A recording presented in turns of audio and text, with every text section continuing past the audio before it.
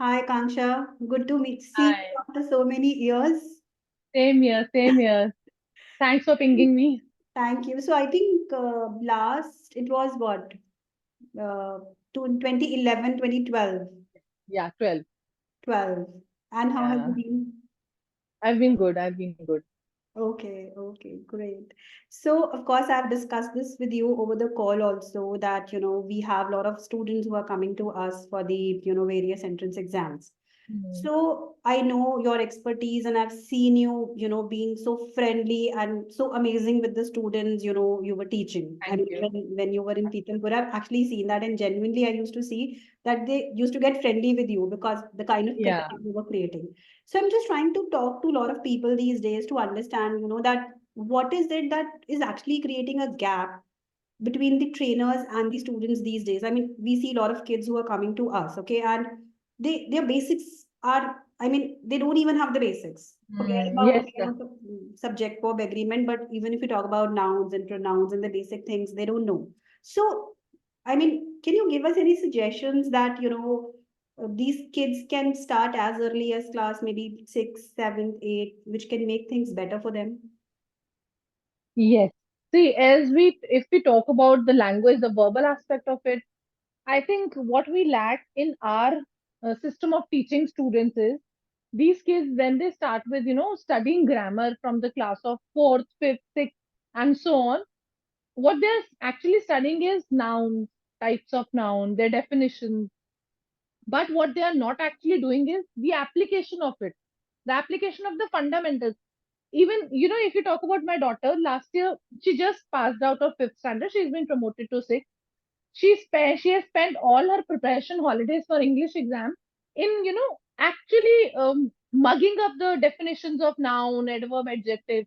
And I was so surprised, like, what are you doing? This will not help you solve the exam. I mean, this might help the students, write their papers for now, but we are preparing them for future. We are preparing them for higher education. And I don't think this kind of concept, this kind of studying method will help them. So what they lack here is they don't know how to put their basics, their fundamentals to use. You give them question, a twisted question, I am sure they will not be able to solve it. Certainly, Because certainly. they know what is verb, they know it in a definition, but they don't know it in a question.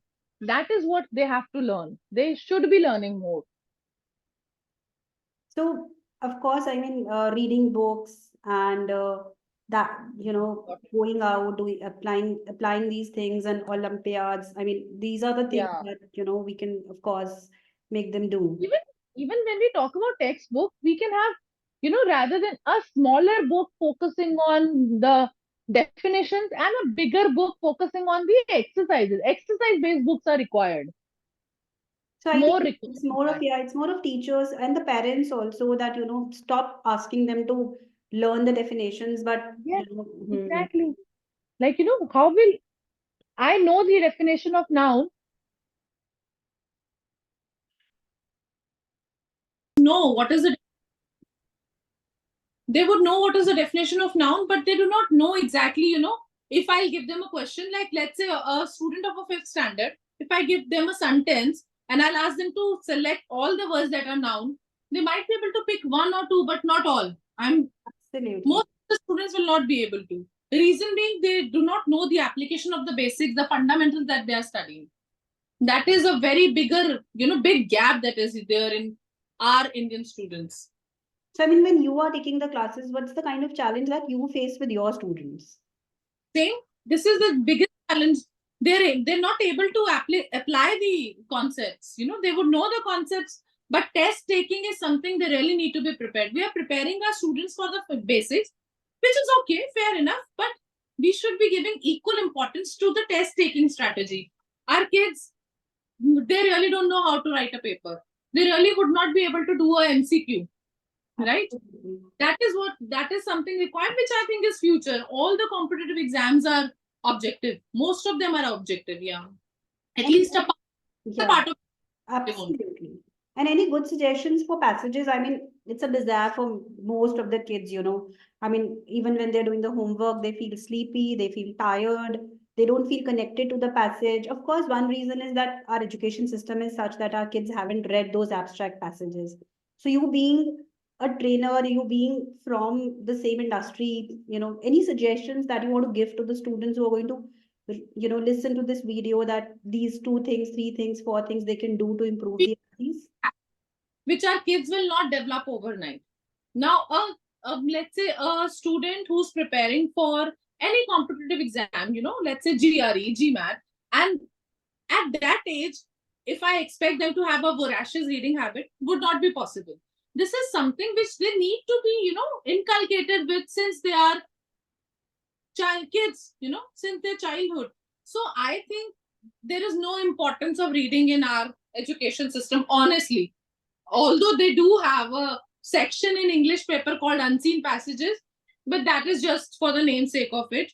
They are not asked to read. I mean, most of the time library period doesn't make any sense Absolutely. in Indian schools. So I think reading should be a habit which should be, taken very seriously since the childhood. And in fact, the earlier they start, the better it is. The earlier they start reading, the better readers they would be. And overall, when we talk about language, every section of your language paper, your verbal paper will be solved if you are a good reader. Your grammar will become better, your vocabulary will become better, your reading habit will become better. Even when, some exams, when they test you on your critical thinking, that is also something you learn when you read. When you're a good reader, you've read different types of things. Your mind tends to think out of the box. I think reading is something which really needs to be taken very seriously in our education system. Completely Even agree. schools are not doing it, the parents can promote it. Absolutely, absolutely. And I think we all, as parents, as teachers, as mentors, we have to take this initiative, because our kids are intelligent, they're super intelligent, but they lack in the scores, overall scores, Yeah, only because of English. you know. And then when they come, when they're grown up, they realize where they're missing. They join coaching, they join classes, but then some things, cannot be taught overnight. Exactly. I mean, a 40-year program or a 60-year program cannot do a justice to the entire English. Yeah. And it will be very good for them. It will really help them if these are the things they've been learning since they are kids. Absolutely. Absolutely. Great. Thank you. Thank you so much for your time. And we'll probably keep bothering you more for such inputs from you. Thank Always. you, Kangsha. Bye bye.